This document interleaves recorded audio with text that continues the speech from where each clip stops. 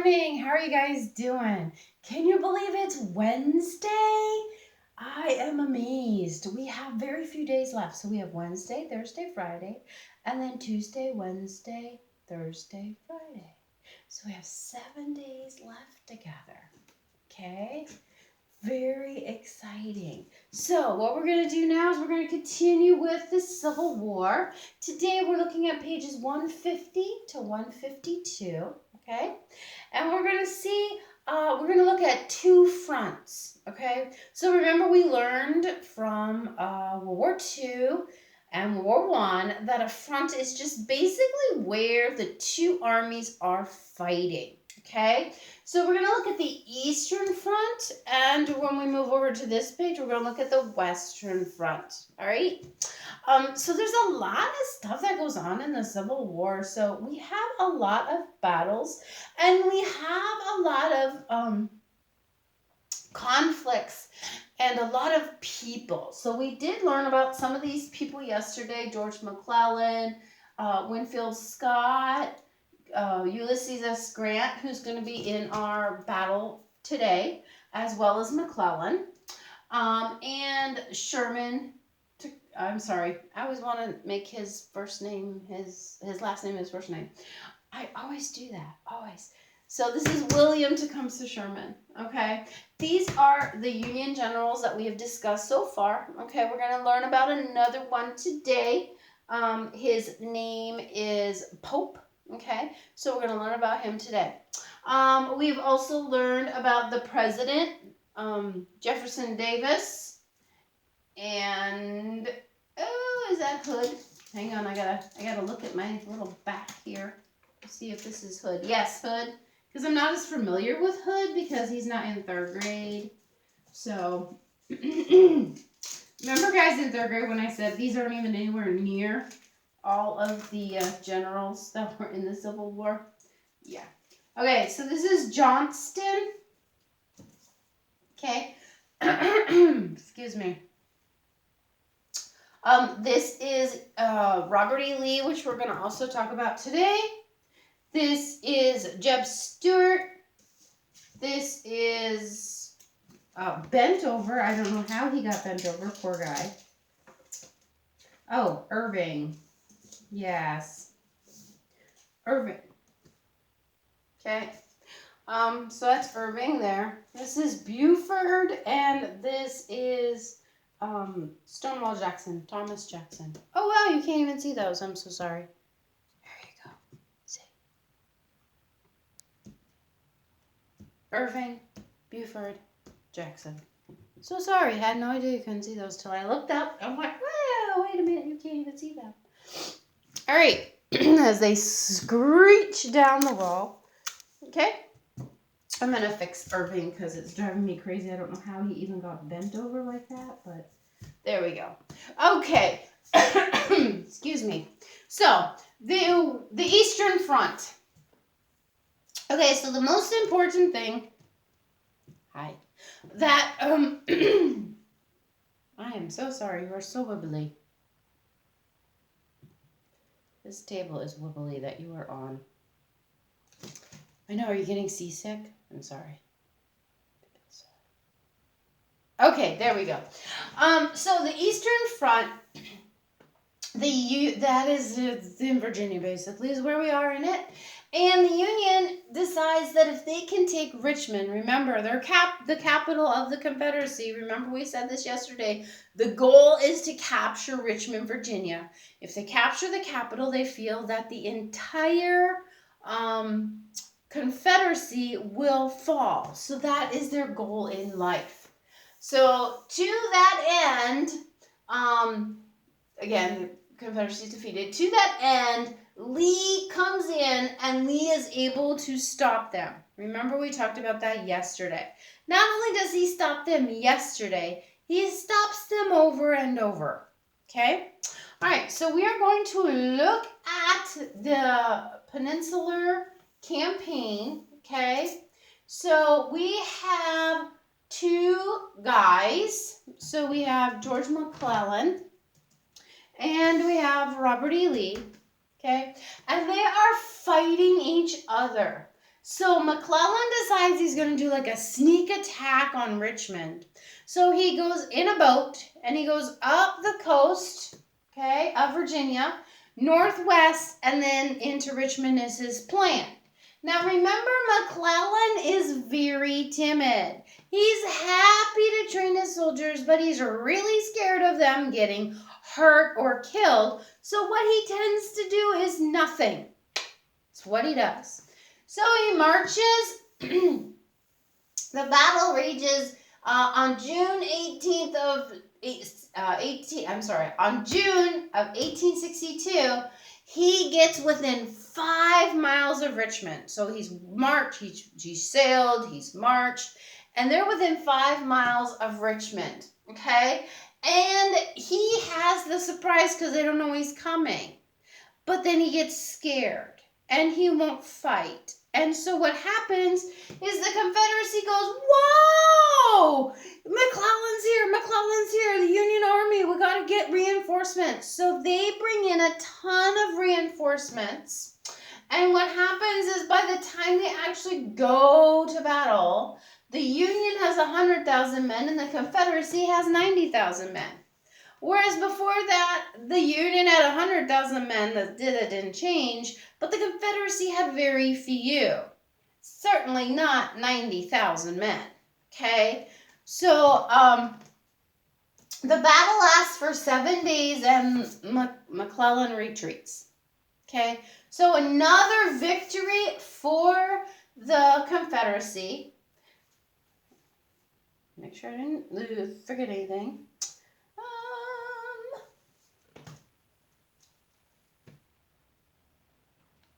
Okay, yep, told you he hesitated, and then they were able to bring in guys.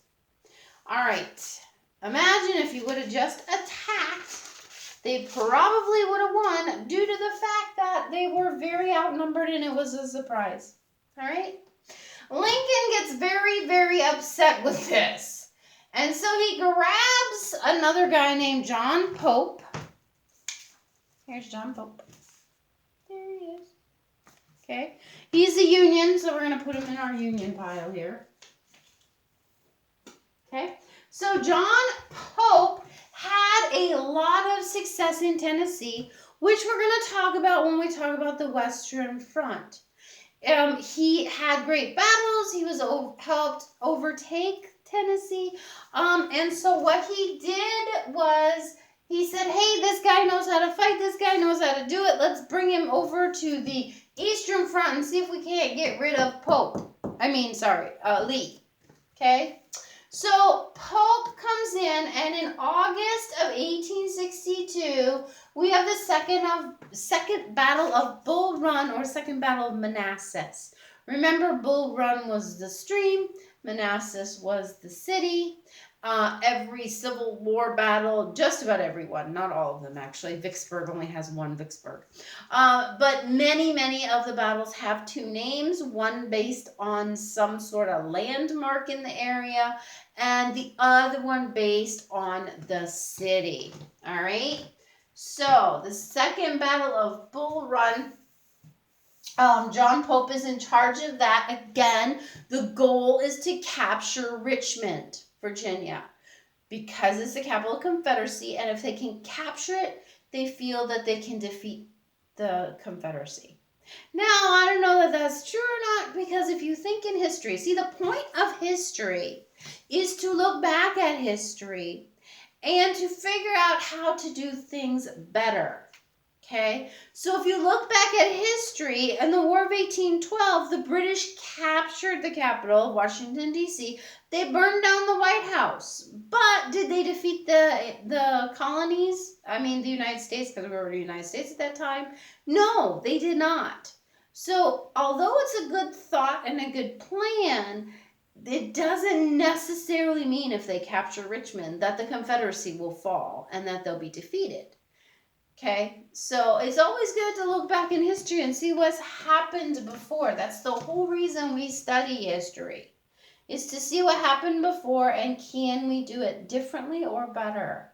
Okay, all right, so August, what happens is Pope is in charge, but the Confederacy is bound determined to defeat Pope. They're going to defend their capital with everything they have. So, Robert E. Lee, Thomas Jackson. I know you can't see him, so I'm moving him up. Okay. And Longstreet. James Longstreet. I know his picture looks bad because he's been through a lot. He's been on my wall for, ever since quarantine. He falls down and yeah. So, James Longstreet, Thomas Jackson, and Robert E. Lee joined forces, okay, in a whole effort to defeat Pope. Now, remember we talked about this yesterday. When we say they're defeating this guy or that guy, it's not really those guys, it's their armies, all right? So, Lee's army, Jackson's army, and Longstreet's army joined forces to defeat Pope's army. Does that make sense? All right. So, this is the Second Battle of Bull Run. It's in the same place because of where Richmond is. But what happens is that these three men with their armies end up defeating Pope. Okay? Poor Pope. Yeah. So Pope fails, and Abraham Lincoln decides that Pope is not really his guy, and he sends Pope out to Minnesota to fight Dakota and Sioux Indians. Okay? So Pope goes from a general in the Union Army fighting the Confederacy to a general out on the frontier, because it was considered the frontier at the time, fighting the Indians, the Sioux and the Dakota. Two tribes. Okay, Sioux and Dakota. By the way, that is your secret message for today. Sioux and Dakota. Sioux is spelled S-O-I-X. Okay? I'm sorry, I knew I flipped those. S-I-O-X. That doesn't sound right. Sioux is S-I-O-X, and Dakota, okay? Sioux and Dakota Indians is who he is defeated, who he's sent away to defeat, and that is our secret word for today. Sioux and Dakota. We got two. Sioux and Dakota, okay? S-I-O-X. Sioux and Dakota. All right. Okay, next we have the Battle of Antietam Creek, okay? Right now I can't remember the other name for the Battle of Antietam. It occurs September 17th, 1862. And this is very interesting, okay? Again, this explains McClellan's mindset, okay? So, Lee has this masterful plan when he gets to Antietam. He's going to divide his army into 5 different sections. Okay, they're going to march in, they're going to rejoin once they get to Antietam. They're going to rejoin and they're going to fight together to get rid of the Union. Now realize that at this point, they're actually going north, okay? At this point, Lee has won every battle he's fought. Even though his army is smaller than the Union Army, even though he has less men and all those things. So he's very excited. He feels, the Confederacy can really win this war. And so what he does is he decides to push north. Because sometimes the best offense is when you have the momentum and you keep pushing. So he's going to divide them. What happens is some silly Confederate person who has all the plans loses the plans.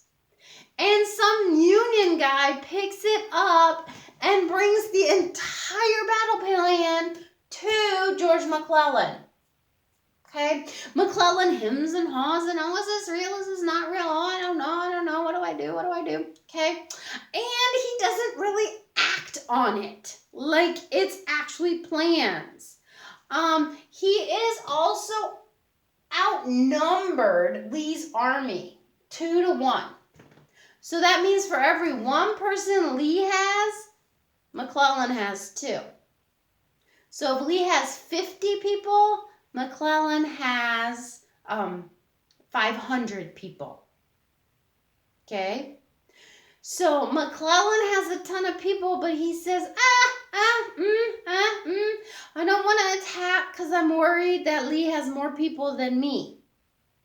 And so he hems and he haws, and Lincoln sends him more people. He goes, no, it's still not enough. No, it's still not enough. This goes on for a while. Okay?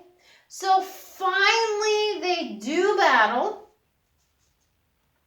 On September 17th, they finally go to battle. Okay? And this ends up being the bloodiest day of the entire war. Okay? And unfortunately, even though a lot of people died or were injured, nothing changed. It was kind of like a stalemate. Yeah? The Union definitely did not win. And then Lee ends up retreating, okay, back to the South. So a lot of historians call this a win for the Confederacy, okay? Tactically, it would be, because it was bad from the beginning. So when Lee retreats, McClellan actually does not chase him. All right? So in battle, when your enemy retreats and you are in a strong position, you try to follow them and you try to take them out. Okay? So Joshua. So Joshua was, in the Bible, Joshua was fighting an army, yes. He was chasing them. The sun was going down, and he said to God, please, can you stop the sun so we can finish off our enemy? And guess what God did? God stopped the sun. Pretty cool. So that Joshua could continue to pursue the enemy and that he could defeat them. All right? Because that's what you do when you kind of win-ish. Then you are... Actually, I'm sorry. I totally messed up the up. Historians. Oh. Historians. I'm so sorry. Oh, my word. Okay. I messed up. Oh, my word. Please forgive me. I can't believe I messed up. I'm so sorry. Because this is huge. This is a big mess up. Big mess up. I'm so sorry. The Union wins Antietam. It's important because the Emancipation Proclamation and stuff. Anyway, so the Union wins Antietam because Lee is on the run. And Lee, I can't believe I said that. I'm so, anyway. I'm so embarrassed. Okay. My professor would be so upset with me. Anyway, and the Union wins Antietam. Lee is on the run, and Lee is not pursued by McClellan. Okay. And he could have defeated them there. But there's a lot of times McClellan could have defeated them that he doesn't for whatever reason. All right. Please forgive me. I feel terrible. I can't believe I said the Confederacy won Antietam because they did not. The Union did. Whoa. If I had time, I'd rewind and start over, but I don't. So, silly Mrs. Johnson. All right. So, who won Antietam? Union. Union won Antietam. Union. Union won Antietam. Yes. But McClellan did not pursue Lee when he went back to the South, okay? And that is an issue that Abraham Lincoln is very upset about. So I'm going to spin you. Don't get dizzy. Don't get dizzy, okay? And we're going to move. I got to move you as well. All right. Hi. I can't believe I did that. All right. So now we're going to look at the Western Front. Okay, so the Western Front, I don't like how you guys are, so just give me a second. Okay, we're back. I think that's better. You guys think that's better? All right, so we're on the Western Front. So remember, during the Civil War, The Western Front is like Tennessee, okay? Kentucky, Louisiana, all right? When we're thinking Western Front, we're not thinking Western United States of today. We are not thinking California, although at the time California was a state and it was for the Union. We are not thinking Washington and Oregon. We're not thinking over there. We're thinking in our mind Western Front being Tennessee, okay, Kentucky. That is the Western Front. Does that make sense? Okay. It's still not perfectly where I want it to be. Okay. So, Western Front. The Union goal in the West is not the same as the Union goal in the East, because the Union goal in the East is to grab Richmond. The Union goal in the West is to grab the Mississippi River. Okay? If the Union can control the Mississippi River, they can divide the Confederacy into two. Remember, that was Winfield Scott's plan. Okay? Was to divide the Confederacy into two, the Anaconda plan, okay? So that was his plan all along, was to divide the Confederacy. You can't see him, sorry. And so the other thing is, if they control the Mississippi River, it's easy for the Union to send supplies up and down the Mississippi River, okay? The person kind of in charge of a lot of this is Ulysses S. Grant. All right. He is a big player in the campaign of the Western Front. We also already learned that John Pope. Oh, this is how they get messed up. John Pope is also important in the Western Front too. In fact, he did so well, right, that that Lincoln tried to get him to defeat Lee, which that didn't work out, but you know, he tried.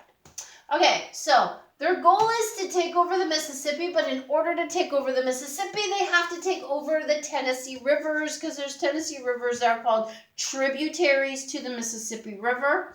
So in 1862, Grant starts a siege on two forts. Fort Henry, if you remember Fort Henry in 1812, yeah, the British were attacking it, and that's where we get our national anthem. Francis Scott Key is in a ship out on the water, and he sees the fight over Fort Henry. I'm sorry, that's Fort McHenry, isn't it? I'm making a lot of mistakes today. I'm sorry.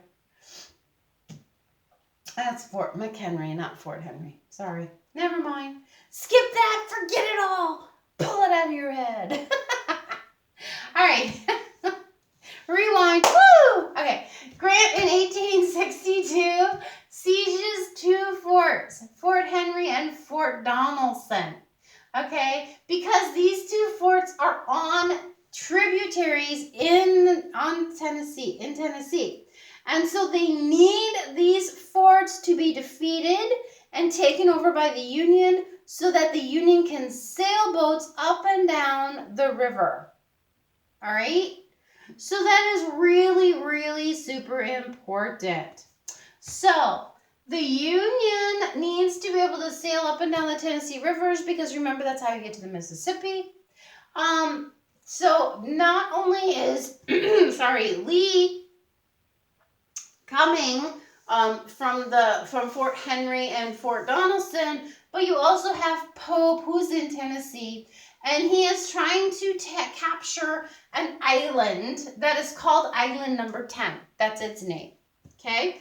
And Pope tries to take the island from February through April. And the battle rages, and Pope finally, on April 8th, 1862, he finally is able to capture Island Number 10. Okay? So, on May 1st, the Union occupies New Orleans. I'm sorry. So the Union's already occupied New Orleans. And on the 1st, Admiral David Farragut, there he is, David Farragut, okay, he sails up the Mississippi, okay, past the defenders of the Confederate defenders, and he sails, and he's got soldiers on his ship. He is in charge, okay, so he's not the only ship. Does that make sense? So it's kind of like when you talk about the general, they're not really the only guy, it's their troops. So when you talk about an admiral, it's not only his ship, it's all the other ships attached to him. So anyway, the Union fleet under the admiral, Farragut, goes up the Mississippi from New Orleans, okay, and goes to the city of Memphis, which is in Tennessee. And Memphis is taken under Union control on June 6th. All right? Does that make sense? Okay. So the Union and the Confederacy fought many times in Tennessee, and slowly the Union takes control of Tennessee. Okay? 1862, Chattanooga, Tennessee. This is a very important city for them to take because it is like their railroad center hub kind of thing. So trains from all over the Confederacy kind of come there. They get like restocked and then they go out from there, or they come through there to go to other parts. So capturing Chattanooga is super, super important. And they are able to capture Chattanooga, okay, in 1862. So it's a huge victory. And the victories don't go unnoticed by Abraham Lincoln. I mean, he tries to bring Pope in to replace McClellan, which didn't work out as he hoped.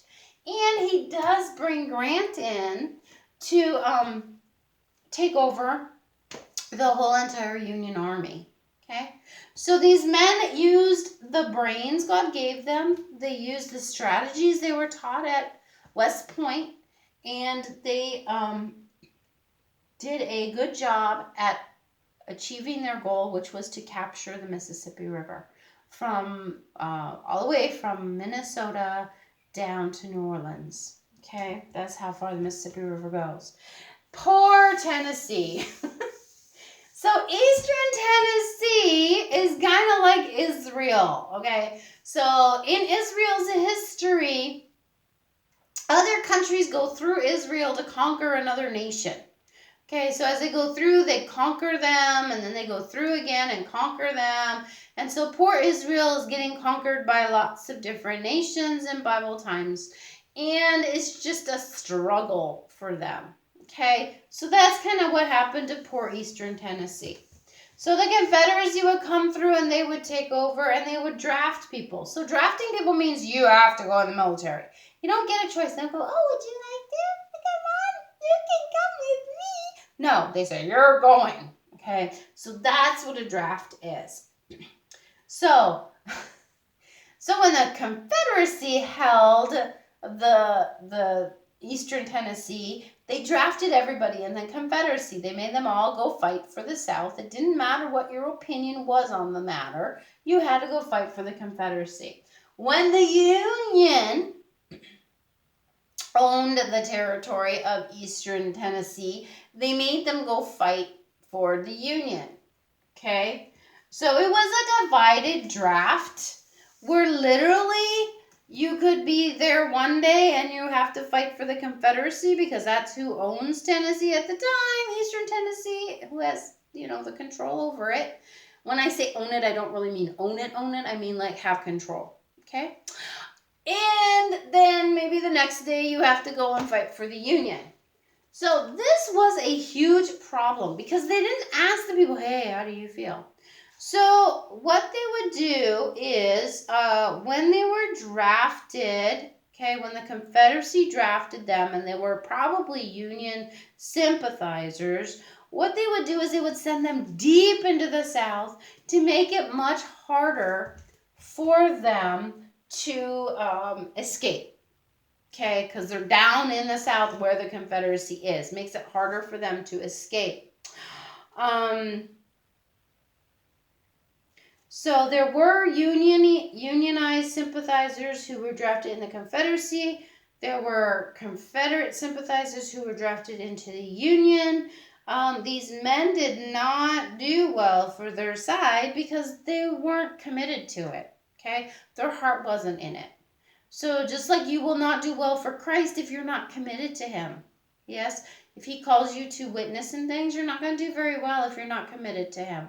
So it's the same kind of idea. So if I am sympathetic to the Union and the Confederacy sends me to the South to fight, I'm not going to be like fighting my hardest. Okay? So what happens is a lot of people that this happened to from Eastern Tennessee, they would escape. They would be deserters, okay? So if you left the Confederate Army without permission or you left the Union Army without permission, you're called a deserter. You deserted your post. You left where you were supposed to be. So they had a lot of deserters at this time from the people who they drafted from Eastern Tennessee. It was quite a mess, okay? So many from both sides deserted, and they would hide in the hills and the mountains of Tennessee, or they would become bushwhackers, which I meant to look that up because I wanted to make sure I knew what a bushwhacker was. But if I remember correctly, a bushwhacker is kind of like a guy who goes in and attacks something and then leaves. Yeah. But I will look that up for tomorrow. Okay, so the Unionists would flee to Kentucky because remember, Kentucky is a border state. They are still with the Union. So it was kind of like they were escaping slavery.